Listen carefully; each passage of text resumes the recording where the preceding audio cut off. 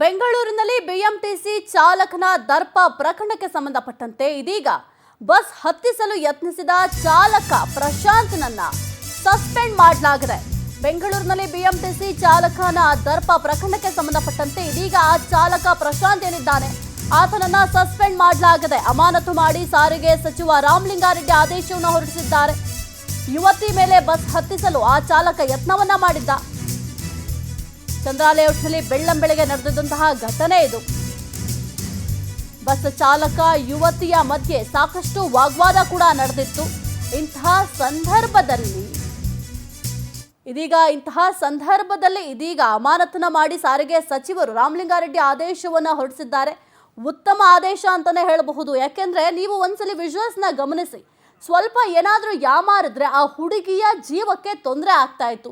ಇಂತಹ ಬೇಜವಾಬ್ದಾರಿ ಡ್ರೈವರ್ಸು ಅಥವಾ ನಿರ್ಲಕ್ಷ್ಯವಿರುವಂತಹ ಡ್ರೈವರ್ಸು ಅವಶ್ಯಕತೆ ಇಲ್ಲ. ಸಾರಿಗೆ ಸಚಿವಾಲಯಕ್ಕಾಗಿರಬಹುದು, ಇಂತಹ ಡ್ರೈವರ್ಸ್ನಿಂದ ಪ್ರಾಣ ಹೋಗುತ್ತೆ ಹೊರತು ಬೇರೆ ಇನ್ನೇನಾಗಲ್ಲ. ಕಿಲ್ಲರ್ ಬಿಎಂಟಿಸಿ ಹೆಸರು ಹಾಗೆ ಉಳ್ಕೊಬಿಡುತ್ತೆ. ಹಾಗಾಗಿ ಒಂದು ಉತ್ತಮವಾದ ನಿರ್ಧಾರವನ್ನೇ ಮಾಡಿದ್ದಾರೆ ಅಂತ ಕೂಡ ಹೇಳಬಹುದು. ಎಸ್ ಕುರಿತು ಹೆಚ್ಚಿನ ಮಾಹಿತಿ ನೀಡ್ತಾರೆ ನಮ್ಮ ಪ್ರತಿನಿಧಿ ವರ್ಷಿತಾ.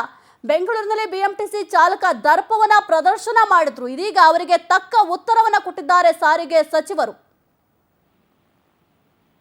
ಸಾಹಿತ್ಯ ಇವತ್ತು ಬೆಳಗ್ಗೆ ಬಿಎಂಟಿಸಿ ಚಾಲಕ ತನ್ನ ದರ್ಪವನ್ನ ತೋರಿಸಿರುವಂತದ್ದು. ಅಂದ್ರೆ ಸಾಮಾನ್ಯವಾಗಿ ಬಿಎಂಟಿಸಿ ಒಂದಷ್ಟು ಚಾಲಕರಾಗಿರ್ಬೋದು ಅಥವಾ ನಿರ್ವಾಹಕರಾಗಿರ್ಬೋದು ಇತ್ತೀಚೆಗೆ ಸಾಕಷ್ಟು ಕಂಪ್ಲೇಂಟ್ಸ್ ಗಳು ಕೂಡ ಕೇಳ್ಪಡ್ತಾ ಇರುವಂತದ್ದು. ಅಂದ್ರೆ ತುಂಬಾ ರ್ಯಾಶ್ ಆಗಿ ಮಾತಾಡ್ತಾರೆ, ಇಲ್ಲಾಂದ್ರೆ ಪ್ರಯಾಣಿಕರು ಪ್ರಶ್ನೆ ಮಾಡುವಂತಹ ಸಂದರ್ಭದಲ್ಲಿ ಯಾವುದೇ ರೀತಿ ಉತ್ತರವನ್ನ ಕೊಡದೇ ಇರುವಂತದ್ದು, ಒಂದು ರೀತಿಯಾಗಿ ಬೇರೆ ರೀತಿಯ ವರ್ತನೆಯನ್ನ ಮಾಡ್ತಾರೆ ಅನ್ನುವಂತಹ ಸಾಕಷ್ಟು ಕಂಪ್ಲೇಂಟ್ ಗಳಿದ್ದು ಇವತ್ತು ಬೆಳಗ್ಗೆ ಇದಕ್ಕೆ ಒಂದು ನಿದರ್ಶನ ಅನ್ನುವಂತ ಈಗ ಬಿಎಂಟಿಸಿ ಚಾಲಕನೋರ್ವ ಚಂದ್ರ ಲೇಔಟ್ ನಲ್ಲಿ ಬೆಳ್ಳಂಬೆಳಗ್ಗೆ ಓರ್ವ ಯುವತಿಯ ಮೇಲೆ ಬಸ್ ಅನ್ನ ಹಚ್ಚಲಿಕ್ಕೆ ಹೋಗಿರುವಂತದ್ದು. ಅಂದ್ರೆ ಆ ರೋಡ್ ನಲ್ಲಿ ಹೋಗುವಂತಹ ಸಂದರ್ಭದಲ್ಲಿ ಕಾರ್ ಜೊತೆಗೆ ಬಸ್ ನ ನಡುವೆ ಒಂದಷ್ಟು ಡ್ರೈವರ್ ಗಳ ನಡುವೆ ಒಂದಷ್ಟು ವಾಗ್ವಾದಗಳು ಕೂಡ ನಡೆಯುತ್ತೆ. ಹಾಗಾಗಿ ಯುವತಿ ಹೋಗಿ ಪ್ರಶ್ನೆಯನ್ನ ಮಾಡುವಂತಹ ಸಂದರ್ಭದಲ್ಲಿ ಆ ಚಾಲಕ ಈಗ ಯುವತಿಯ ಮೇಲೆ ಬಸ್ ಅನ್ನ ಹಚ್ಚಲಿಕ್ಕೆ ಬಂದಿರುವಂತದ್ದು. ಸದ್ಯ ಆ ಸಾರಿಗೆ ಸಚಿವರಾದಂತಹ ರಾಮಲಿಂಗಾರೆಡ್ಡಿ ಅವರ ಗಮನಕ್ಕೆ ಯಾವಾಗ ಇದು ಬಂತೋ ಆ ಕ್ಷಣದಿಂದ ಇಲ್ಲಿವರೆಗೂ ಕೂಡ ಕೂಲಂಕುಷವಾಗಿ ಯೋಚನೆ ಮಾಡಿ ಯಾರು ತಪ್ಪಿದೆ, ಜೊತೆಗೆ ಸಿಸಿಟಿವಿಯಲ್ಲಿ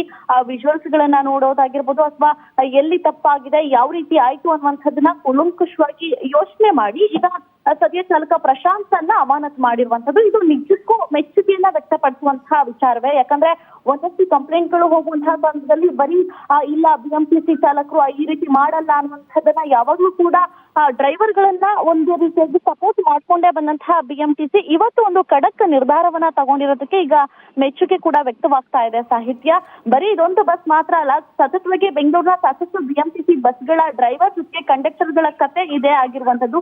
ಎಲ್ಲೋ ಒಂದ್ ಕಡೆ ಗಾಡಿಗಳನ್ನ ಟಚ್ ಮಾಡೋದಾಗಿರ್ಬೋದು, ಬೇರೆ ಗಾಡಿಗಳಿಗೆ ಹೋಗಿ ಗುದ್ದೋದಾಗಿರ್ಬೋದು, ಜೊತೆಗೆ ಹೈ ಸ್ಪೀಡ್ ಆಗಿ ಹೋಗೋದಾಗಿರ್ಬೋದು ಅತಿ ಹೆಚ್ಚಾಗಿ ಆಗ್ತಾ ಇರೋದ್ರಿಂದ ಸಾರ್ವಜನಿಕರು ಪ್ರಶ್ನೆ ಮಾಡೋದೇ ಕಷ್ಟ ಅನ್ನುವಂತಹ ಪರಿಸ್ಥಿತಿಗೆ ಬಂದ್ ತಲುಪಿದೆ. ಸದ್ಯ ಈ ಒಂದು ದೃಶ್ಯಾವಳಿನ ನಾವು ಕೂಡ ನೋಡುವಂತಹ ಸಂದರ್ಭದಲ್ಲಿ ಯಾವ ರೀತಿಯ ಮನಸ್ಥಿತಿ ಇರುತ್ತೆ ಡ್ರೈವರ್ಗಳದ್ದು ಅನ್ನುವಂಥದ್ದು ಎದುರಿಗೆ ಕಾಣ್ತಾ ಇರುವಂತದ್ದು. ಅಂದ್ರೆ ಓರ್ವ ಹುಡುಗಿಯ ಮೇಲೆ ಒಂದು ಬಸ್ ಅನ್ನು ಹಚ್ಚಲಿಕ್ಕೆ ಹೋಗ್ತಾನೆ ಅಂತ ಅಂದ್ರೆ ಅವನ ಮನಸ್ಥಿತಿ ಎಂತದ್ದು ಅಂತ ಸದ್ಯ ಪ್ರಶಾಂತ್ ಎಂಬಾತನನ್ನ ಚಾಲಕ ಏನಿದ್ದಾನೆ ಅವನನ್ನ ಈಗ ಅಮಾನತು ಮಾಡುವಂತಹ ಆದೇಶವನ್ನ ಕೂಡ ಹೊರಡಿಸಿದ್ದಾರೆ. ಸಾಹಿತ್ಯ ಇದೇ ರೀತಿ ಮುಂದಕ್ಕೂ ಕೂಡ ಒಂದಷ್ಟು ಡ್ರೈವರ್ಗಳು ಕೂಡ ಎಚ್ಚೆತ್ಕೋಬೇಕಾಗಿದೆ. ಓಕೆ, ಥ್ಯಾಂಕ್ ಯು ವರ್ಷಿತಾ ನಿಮ್ಮೆಲ್ಲ ಮಾಹಿತಿಗಾಗಿ.